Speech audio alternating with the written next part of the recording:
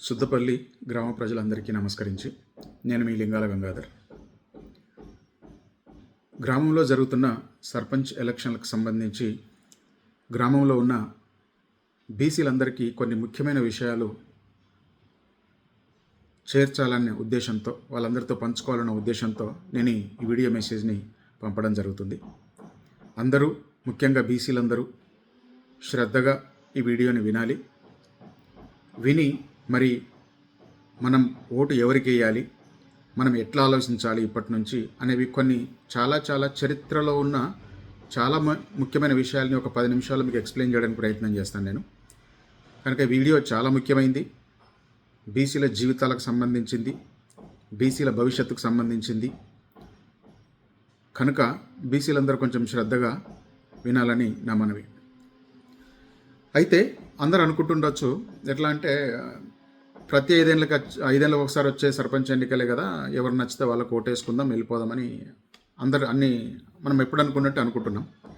కానీ స్వతంత్రం వచ్చిన తర్వాత 78 ఏళ్లలో జరిగిన ఎలక్షన్లు ఒక లెక్క, ఇప్పుడు జరుగుతున్న సర్పంచ్ ఎలక్షన్లు ఇంకొక లెక్క.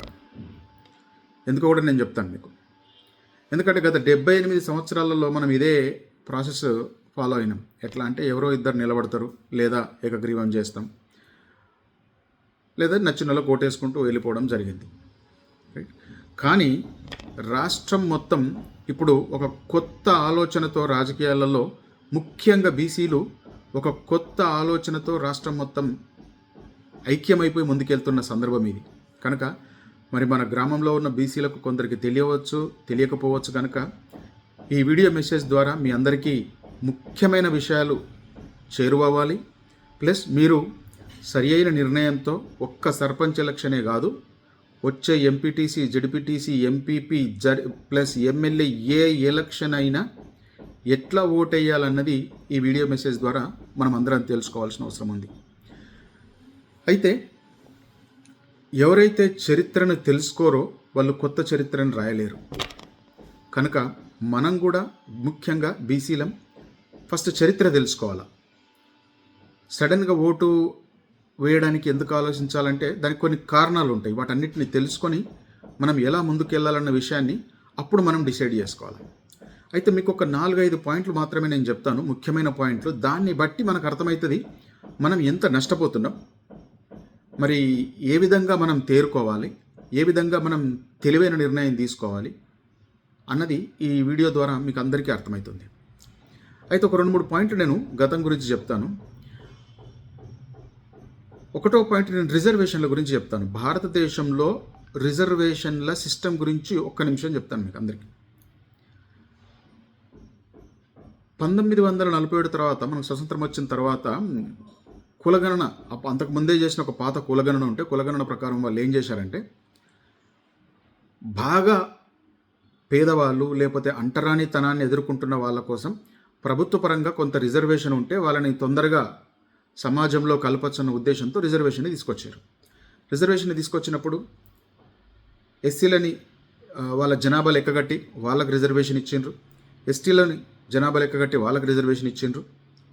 తరువాత ఓసీలను లెక్కబెట్టి మరి వాళ్ళు బతకగలుగుతున్నారు కదా అని చెప్పేసి వాళ్ళని లెక్కగట్టి ఓసీలను గుర్తించిండ్రు, ఎస్సీలను గుర్తించిండ్రు, ఓసీలను గుర్తించిండ్రు, బీసీలను గుర్తించిండ్రు, ఎస్టీలను గుర్తించిండ్రు. బీసీల విషయానికి వస్తే దాదాపుగా 135 కులాలతోని బీసీ అనేది కులం కాకుండా బ్యాక్వర్డ్ క్లాస్, ఒక తరగతి అని డిసైడ్ చేసేసి అట్లా వదిలిపెట్టేసేసారు. అప్పుడు ఏమనుకున్నారంటే ఎస్సీ ఎస్టీలు బాగా వెనుకబడిపోయి ఉన్నారు, వాళ్ళకి సరైన రిజర్వేషన్ ఇద్దాము, తర్వాత వీళ్ళకు రిజర్వేషన్ మనం ఇవ్వకపోయినా పర్వాలేదు చూద్దాము అన్నట్టుగా 4 గ్రూపులుగా డివైడ్ చేసేసి స్టార్ట్ చేసేసారు. నిజం చెప్పాలంటే 1930లో జరిగిన కులగణను కాకుండా అంతకు ముందే శివాజీ మహారాజ్ తరం నుంచే వాళ్ళ వంశస్థులు ఎవరైతే ఉన్నారో, సాహు మహారాజ్ ఎవరైతే ఉన్నారో, అప్పటి నుంచే వెనుకబడిన తరగతులకు మనం కొంత రిజర్వేషన్ ఇవ్వాలని చెప్పేసి శివాజీ వంశస్థులే ఆల్రెడీ స్టార్ట్ చేశారు మన స్వతంత్రం కంటే ముందే. దాన్నే మన అంబేద్కర్ బాగా చదివి, చరిత్రను బాగా చదివి, ఫస్ట్ అయితే ఎస్సీ ఎస్టీలకు రిజర్వేషన్ ఉంచుదాం, తర్వాత ఆలోచిద్దామని కొత్త రాజ్యాంగం చేయడం జరిగింది. ఈరోజు మనం శివాజీని ఏదో హిందూ మతము అది ఇదని మతం తగిలిచ్చేసి మనం నమస్కారం చేస్తాం, కానీ యాక్చువల్గా వాళ్ళ వంశస్థులే వెనుకబడిన కులాల కోసం రిజర్వేషన్లు స్టార్ట్ చేసింది. ఈ విషయం మనం గుర్తుపెట్టుకోవాలి. సరే, చరిత్రలో మరి రాజ్యాంగం ప్రకారం ఎస్సీ ఎస్టీలకు రిజర్వేషన్ ఇచ్చి ముందుకు రావడం జరిగింది. ఇక్కడ చాలా మనం అందరం గమనించాల్సిందంటే 60% జనాభాని బీసీలు అని ఒక ముద్ర వేసేసేసి 130 కులాలు దాంట్లోకి నూకేసి వీళ్ళు బీసీలు, కుమ్మరోళ్ళు, కమ్మరోళ్ళు, పెరుకోళ్ళు అని ఇంకా పద్మశాలి అని రకరకాల గౌడ్లు, ముదిరాజులు, ఇట్లా అన్ని 135 కులాలు. ఆ టైంలో 135 ఉండి ఇప్పుడు ఒక 10-15 కులాలు లేరు, మనుషులే లేరు. దాంట్లో 120 కులాలకు వచ్చింది. అంటే 135 కులాలున్న జనాభాని 60% జనాభాని బీసీలు అని చెప్పేసి వాళ్ళకు వాళ్ళు బతకగలుగుతుండ్రు అని చెప్పేసి వదిలిపెట్టడం జరిగింది. ఇది నెంబర్ 1 పాయింట్.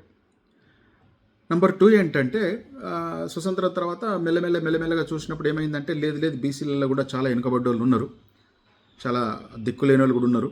కొందరికి భూముల జాగాలు ఉన్నాయి, కొందరికి లేవు. కనుక వాళ్ళకు కూడా కొంత రిజర్వేషన్ మనం క్రియేట్ చేస్తేనే వాళ్ళు కూడా బాగుపడతారని చెప్పేసి కొంతమంది మేధావులు చెప్పడం జరిగింది ప్రభుత్వాలకి.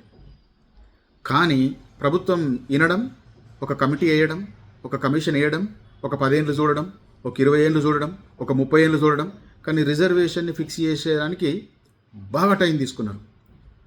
దీనికి కారణం ఏంటంటే రాజకీయాలలో బీసీలు లేరు, అప్పట్లో లేరు, ఇప్పుడు కూడా లేరు. నేను ఇప్పటి విషయానికి మళ్ళీ వస్తాను. నేను బీసీలకు రిజర్వేషన్ ఇవ్వాలి అని ప్రభుత్వాలకు కొందరు మేధావులు చెప్పినప్పుడు, కొంతమంది రిపోర్ట్లు ఇచ్చినప్పుడు నిర్ణయాలు తీసుకునే దగ్గర బీసీలు లేరు.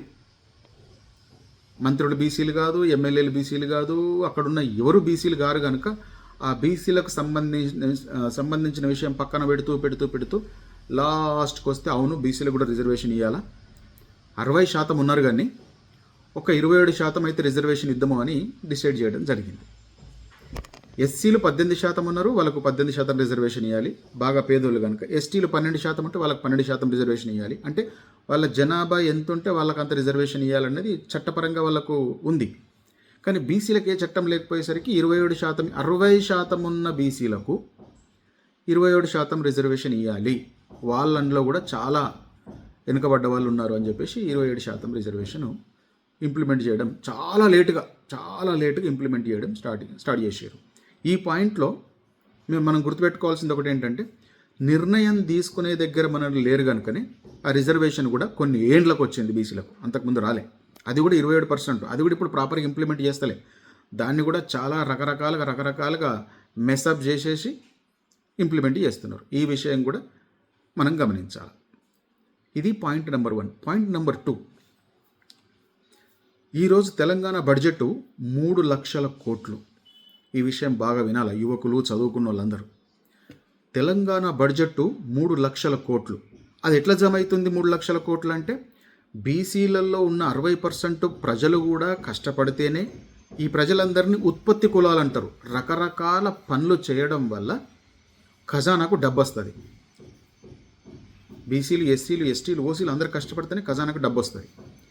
ఈ 3 లక్షల కోట్ల రూపాయల బడ్జెట్ పంచే దగ్గర నీవోడెవ్వడు లేడు, ఒక్క బీసీ లేడు. ఈ 3 లక్షల కోట్ల రూపాయల బడ్జెట్ పంచే దగ్గర ఒక్క బీసీ కూడా లేడు. ఎందుకు లేడు?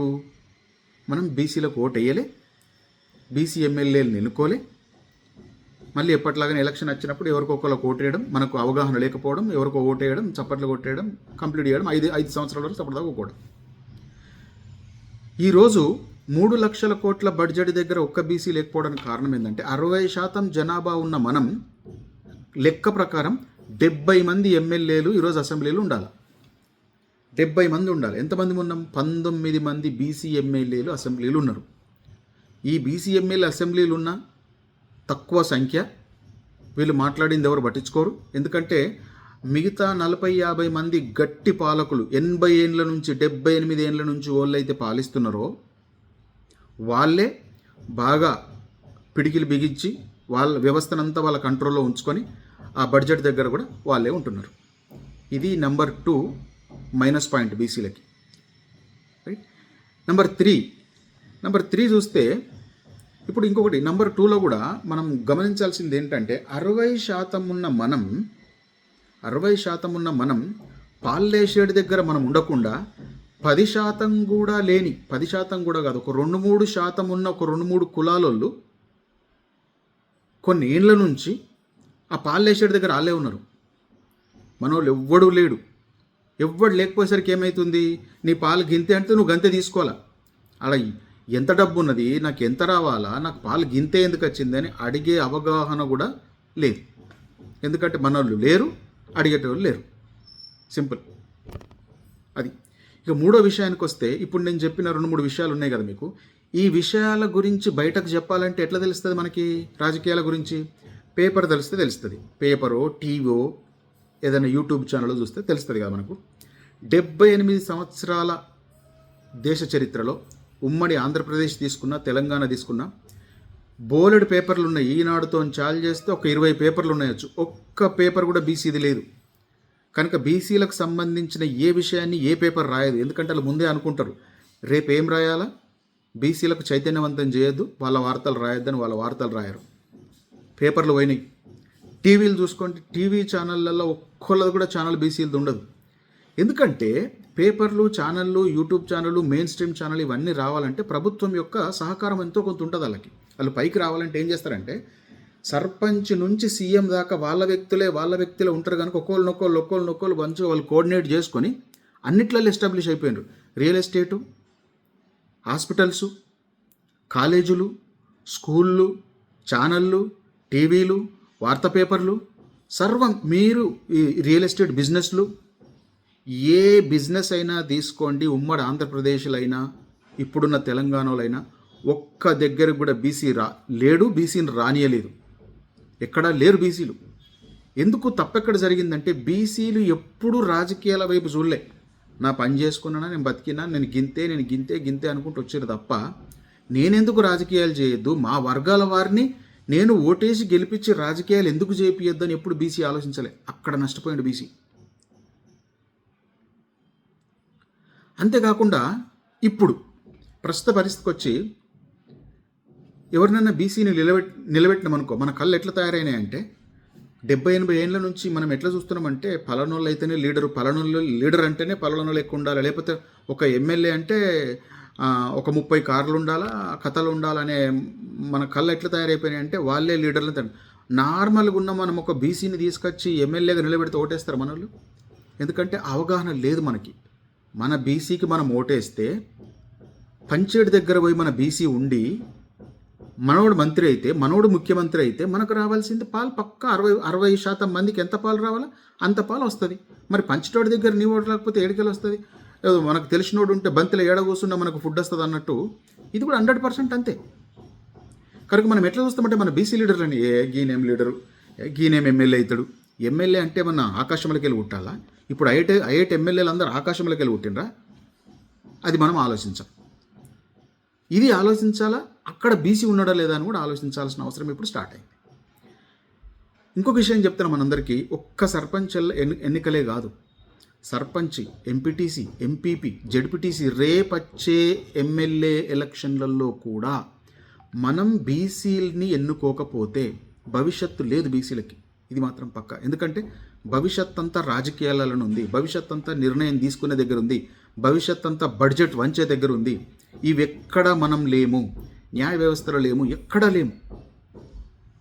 వ్యవసాయం చేసుకోవాలా, లేదంటే రేషన్ కార్డు తెచ్చుకోవాలా, లేదంటే రైతు బీమా తెచ్చుకోవాలా, చచ్చిపోతే రైతు బీమా తెచ్చుకోవాలా, ఆడికే ఉన్నాం. రేషన్ కార్డులు లేదంటే చిన్న చితక బతుకుల దగ్గరనే ఆగిపోయినాం. మన పొలిటికల్ వైపు ఒక్కసారి కూడా చూడలే. మనోడోడన్న చూస్తే కూడా మనమే సపోర్ట్ చేయం. మళ్ళీ తెలంగాణలో ఒక ఎమ్మెల్యే గెలాలన్నా, ఒక సర్పంచ్ గెలాలన్నా, ఒక ఎంపీటీసీ గెలాలన్నా, ఒక వార్డ్ మెంబర్ గెలాలన్నా ఓట్లన్నీ మనయే. గెలిపించేది మళ్ళీ బీసీలే. బీసీలు గెలిపించకుండా రాష్ట్రంలో ఎన్నికలు లేవు. మన అందరం రాసి పెట్టుకోవాలి విషయం. బీసీలు ఓటు వేయకపోతే రాష్ట్రంలో ఎన్నికలు లేవు. అంతమంది ఉన్నాం, అన్ని ఓట్లు ఉన్నాయి అన్ని నియోజకవర్గాలలో. కానీ మనం ఇప్పటి వరకు గమనించింది ఏంటంటే, అరే మనోళ్ళు లేరు అసలు దగ్గర అన్న విషయం ఇప్పటివరకు గమనించలే. దానివల్ల కొంతమంది ఏం చేస్తున్నారంటే, వాళ్ళే ఉంటారు, వాళ్ళే ఎన్నికవుతారు, వాళ్ళే వ్యవస్థల్ని గుప్పడి పెట్టుకుంటారు. కావాలంటే ఓటుకు 500,000 ఇస్తారు, లక్షల కోట్ల రూపాయలు సంపాదిస్తారు. వాళ్ళు మాత్రమే బతుకుతున్నారు. సర్పంచ్ నుంచి మీరు ఏడదాకన్నా తీసుకోండి. ఈ విషయం మనం అందరం గమనించాలి. రెండో విషయం, మనోళ్ళు ఎట్లా ఆలోచిస్తారంటే బీసీలకు బాగా నీతి నిజాయితీ బాగా ఎక్కువ. ఎట్లా అంటే 500 తీసుకున్నప్పుడు కరెక్ట్గా ఓటేయాలంటారు. అరే నువ్వు కరెక్ట్గా ఓటేయాలని నువ్వు నిజాయితీగా ఆలోచిస్తున్నావు, నువ్వు నీతో ఓటు వేయించుకున్నాడు కరెక్ట్గా ఉంటుండా అది ఆలోచించడం అన్నాడు. అన్నిటి ప్లేస్లో నిజాయితీ అవసరం లేదు, మనం కూడా రాజకీయ చతురత చూపించాలి. ఆ విషయానికి వస్తే మనోళ్ళు అంటారు, నేను హైదరాబాద్లో ఒక మిత్రుడితో మాట్లాడినా, ఆయన చాకలైనా ఏమంటాడంటే, అన్న మరి మనకు బీసీల కోసం ఒక కొత్త రాజకీయ పార్టీ తెలంగాణ రాజ్యాధికార పార్టీ స్టార్ట్ అయింది, ఇప్పటికన్నా మనం అక్కడికి వెళ్ళాలి అని అంటుంటే, తమ్ముడు నేను ఏండ్ల నుంచి పలానా పార్టీలు ఉన్నా అని చెప్తున్నారనమాట ఆ మిత్రుడు. నేను అసలు పార్టీలు మారలేదు తమ్ముడు, నేను ఒకటే పార్టీలు ఉన్నా, ఇక ఎట్లా అంటున్నాడు. గాడు ఉన్నారు బీసీలు. నువ్వు గెలిపించినోడు ఒక పార్టీలో గెలుస్తాడు, ఇంకో పార్టీలో పోతాడు, ఇంకో పార్టీ అధికారం 7 ఉంటే అన్ని పార్టీలు 10 పార్టీలు ఉంటే 10 పార్టీలు మారుస్తాడు. అది చూడడు మనోడు. మనం ఎవరైతే గెలిపిస్తున్నామో ఎన్ని పార్టీలు మారుతున్నాడో మనోడు చూడడు. కానీ ఏమంటాడు, నేను మాత్రం మారా, నేను నిజాయితీ పరుణ్ణి, నేను పుట్టిన నుంచి ఇదే పార్టీలో కొట్టినా ఇదే పార్టీలో చచ్చిపోతాను అనుకుంటాడు. కనుక ఈ సందర్భంగా సుద్దపల్లి గ్రామంలో ఉన్న బీజేపీలో ఉన్న బీసీలకి, బీఆర్ఎస్లో ఉన్న బీసీలకి, కాంగ్రెస్లో ఉన్న బీసీలకి, ఇంకేదైనా పార్టీలో ఉన్న బీసీలందరికీ నేను చెప్పేది ఒకటే విషయం, ఇప్పటికైనా పార్టీ ఫస్ట్ కాదు, బీసీ ఫస్ట్ పార్టీ నెక్స్ట్.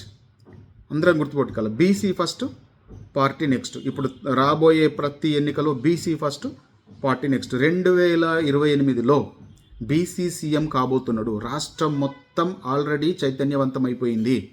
బీసీలకే ఓట్లు వేసుకోవాలా, బీసీలకు ఓట్లు వేసుకోవాలా, వాళ్ళని ఎమ్మెల్యేలకు గెలిపించుకోవాలా, వాళ్ళు పంచే దగ్గర బీసీలు ఉండాలా, వ్యవస్థలో అన్ని వ్యవస్థలలో బీసీలు ఉండాలా, బీసీ మినిస్టర్లు ఉండాలా, బీసీ ఎమ్మెల్యేలు ఉండాలా, బీసీలందరికీ 60% పదవులు రావాలా అని తెలంగాణ రాజ్యాధికార పార్టీ అనే బీసీ పార్టీ కొత్తగా స్టార్ట్ అయింది. ఈ పార్టీ యొక్క ఒకటే ఒక ముఖ్య ఉద్దేశం ఏంది, 60% బీసీ ఎమ్మెల్యేలు, 30% ఎస్టీ ఎమ్మెల్యేలు, 10% ఓసీ ఎమ్మెల్యేలని మనమే ఓటేసి గెలిపించుకోవాలి. ఎందుకంటే మనం ఓటేస్తేనే ఎవరైనా గెలవాలి. కనుక ఈ విధంగా అందరినీ సమానంగా చూద్దామన్న ఉద్దేశంతో కొత్త పార్టీ స్టార్ట్ అయింది. మనకు ఓసీలు కావాలా, మనకు ఎస్సీ ఎస్టీలు కావాలా, మనకు బీసీలు కావాలా. కనుక వీళ్ళందరూ కలిసి ఉంటే, పాల్లేషేడు దగ్గర అందరు కలిసి ఉంటే వాళ్ళ వర్గాల కాలు కరెక్ట్గా చూసుకుంటారు. పాల్లేషేడు దగ్గర ఒకటే వర్గం ఉండి మిగతా 90 వర్గాలు కిలోమీటర్ దూరంలో ఉంటే నీకు న్యాయం ఎప్పుడు జరుగుతుంది? ఇది మనం ఈ సర్పంచ్ ఎన్నికల సందర్భంగా ఆలోచించాలి. సర్పంచ్ ఎలక్షన్లో ఎవరు నిలబడ్డారని ఇప్పుడు ఇంపార్టెంట్ కాదు, బీసీ అన్నది చాలా ఇంపార్టెంట్. రాష్ట్రం మొత్తం, సుద్దపల్లి ఒకటే కాదు, రాష్ట్రం మొత్తంలో ఇప్పుడు అదే జరుగుతుంది, అదే చర్చ జరుగుతుంది. ఈ విషయంలో సుద్దపల్లి వెనుకబడడానికి వీల్లేదు. రాష్ట్రం మొత్తం ఒకవైపు వెళ్తుంటే మళ్ళీ మనం పాత చింతకాయ పచ్చడి లెక్కనే మనం ఎదగద్దు, మనం నాలెడ్జ్ తెచ్చుకోవద్దు, మళ్ళీ అట్లనే ఉండొద్దని దయచేసి మనం వెనుక పడిపోవద్దు. మేం కూడా చైతన్యవంతమైన, మా ఊరు కూడా చైతన్యవంతమైంది, మేం బీసీలందరం ఐకమత్యంగా ఉన్నాం అన్న మెసేజ్ సుద్దపల్లికి వెళ్ళి స్టేట్ దాకా రావాలి. ప్రతి గ్రామం నుంచి ఇదే ప్రయత్నం జరుగుతుంది. కనుక సుద్దపల్లిలో కూడా ఎట్టి పరిస్థితుల్లో ఈ ప్రయత్నం ఫెయిల్ కాకుండా చూడవలసిన బాధ్యత అన్ని పార్టీలలో ఉన్న బీసీలది ఉన్నది. ఎందుకంటే మనం గెలిచిన తర్వాత ఫస్ట్ మనం ఇంట్లో గెలవాలి. తెలంగాణలో గెలిచిన తర్వాత మనకు మోడీ గారు నచ్చితే బీజేపీతో ఉందాం, ఇంకొకరు నచ్చితే వాళ్ళతో ఉందాం, మనకు ఎవరి వల్ల మన రాష్ట్రం బాగుపడుతుంది అనుకుంటే వాళ్ళతో ఉందాం. కానీ ఇప్పుడే మనం 3 పార్టీలలో ఇడిపోయి అన్ని పార్టీలలో జెండాలు మోసుకుంటా, ఫ్లెక్సీలు కట్టుకుంటా, బీసీలందరూ అదే పనులు చేసుకుంటుంటే నీ పార్టీ ఏది, నీ లైఫ్ ఏది, నీ రాజకీయం ఏది? రైట్. కనుక ఇక్కడ ఎవరు సర్పంచ్ ఎన్నికల్లో నిలబడ్డారన్నది ఇప్పుడు నా క్వశ్చన్ కాదు. ఏ ఊర్లైనా ఇప్పుడు ఇది క్వశ్చన్ లేదు. అది జనరల్ కానీ ఎస్సీ ఎస్టీ రిజర్వేషన్ వదిలిపెట్టేస్తే, ఒకవేళ బీసీ రిజర్వేషన్ ఉంటే దాన్ని వదిలిపెట్టేస్తే ప్రతి జనరల్ స్థానంలో బీసీలు పోటీ చేస్తున్నారు. రైట్. ఓసీలని కూడా గెలిపించుకుంటున్నారు. బీసీలు ఓట్లు వేసుకొని 10% మంది ఓసీలు కూడా ఉండాలా, వాళ్ళని గెలిపించుకుంటున్నారు. కానీ 60% బీసీలు గెలవాలన్న ఉద్దేశంతో ఈ ఎలక్షన్లు జరిపించుకుంటున్నారు ప్రతి ఊర్లో. ఎక్కడన్నా 2 బీసీలు ఉంటే కూడా కాంప్రమైజ్ అయిపోతున్నారు. వద్దు, మనం అనవసరంగా డబ్బులు ఖర్చు పెట్టడానికి వీల్లేదు, మనం ఒక్కళ్ళని గెలుద్దాం, ఇంకా బోలెడు పదవులు ఉన్నాయి, బోలెడు పదవులు ఉన్నాయి. ఇక లాస్ట్ విషయం ఏమంటే, ఊళ్ళో మనం ఆలోచిస్తున్నారు, ఇప్పుడు కాంగ్రెస్ పార్టీ అధికారంలో ఉన్నది, మరి కాంగ్రెస్ పార్టీ సర్పంచ్ అయితే మనకు ఒక 3 సంవత్సరాలు పనులు జరుగుతాయని ఆలోచిస్తున్నారు. మంచిదే, తప్పులేదు. ఇప్పుడు కాంగ్రెస్ పార్టీ అధికారంలో నుండి పనులు జరగడే కాదు, 2028లో ఎన్నికలు జరిగితే బీసీ పార్టీ బీసీసీఎం అధికారంలోకి వస్తున్నాడు కనుక ఇప్పుడు గెలిచే సర్పంచ్కి ఇంకా రెండు సంవత్సరాల టైం ఉంటుంది, కొత్త ప్రభుత్వం ఏర్పడ్డాక కూడా. ఆ టైంలో కూడా మనకు కావాల్సినంత ఫండ్ తెచ్చుకునే దమ్ము మన బీసీల దగ్గర ఉంటుంది. ఈ 3 ఏళ్ళు పరిపాలన ఒక ఎత్తు అయితే ఆ 2 ఏళ్ళ బీసీల పరిపాలన ఇంకొక ఎత్తులు ఉంటుంది. ఆ విషయం కూడా మీరు అందరూ గుర్తుంచుకోండి. మనం ఈరోజు ఆలోచిస్తేనే పనులు అవుతాయి. మనం ఆలోచించకుండా 78 ఏళ్ళు గడిచిపోయినాయి. ఇప్పటికైనా మనం ఆలోచించకపోతే ఇంకొక 78 ఏళ్ళు గడిచిపోతాయి.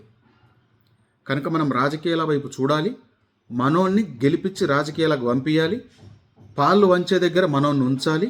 మనకు రావాల్సిన రిజర్వేషన్, మనకు రావాల్సిన పథకాలు, మనకు రావాల్సిన డబ్బు, మనం డబ్బు జమ చేస్తున్నాం, చేతులు కట్టుకొని దూరంగా నిలబడుతున్నాం. అట్లా కాదు, కష్టపడేది మనమే, పథకాలు కూడా రావాల్సింది మనకి. బోలెడు పథకాలు ఇప్పుడు తెలంగాణ రాజ్యాధికార పార్టీ ఏదైతే నేను మాట్లాడుతున్నానో ఆ పార్టీ బీసీల కోసం అద్భుతమైన పథకాలని ఆల్రెడీ తయారు చేస్తుంది. 70 ఏళ్లలో ఎంతైతే నష్టపోయినరో బీసీలు, వడ్డీతో సహా బీసీల దగ్గరికి రావాలా ఆ పథకాల ద్వారా అన్న కసితోని ఆ పార్టీ ఇప్పుడు పనిచేస్తుంది. ఆ పార్టీకి సంబంధించిన విషయాలు, చాలా విషయాలు మీ అందరితో చెప్పాలని నేను తర్వాత వచ్చి చెప్తాను. కానీ ఈ వీడియోలో కాకుండా, ఈ వీడియోలో కేవలం సర్పంచ్ ఎలక్షన్కి సంబంధించింది కనుక నేను సర్పంచ్ ఎలక్షన్ల వరకే నేను మాట్లాడదలుచుకున్నాను. మరొక్కసారి చెప్తున్నాను, సుద్దపల్లిలో ఉన్న బీసీలందరూ సమైక్యంగా ఉండాలి. పార్టీలు ఇంపార్టెంట్ కాదు. ఇప్పుడు ఏ సర్పంచ్ అయినా డెవలప్మెంట్ అవుతుంది భయ్. ఎవ్వరు ఆకాశంలోకి వెళ్ళి ఎవరు డెవలప్మెంట్ ఏం చేసేది ఉండదు.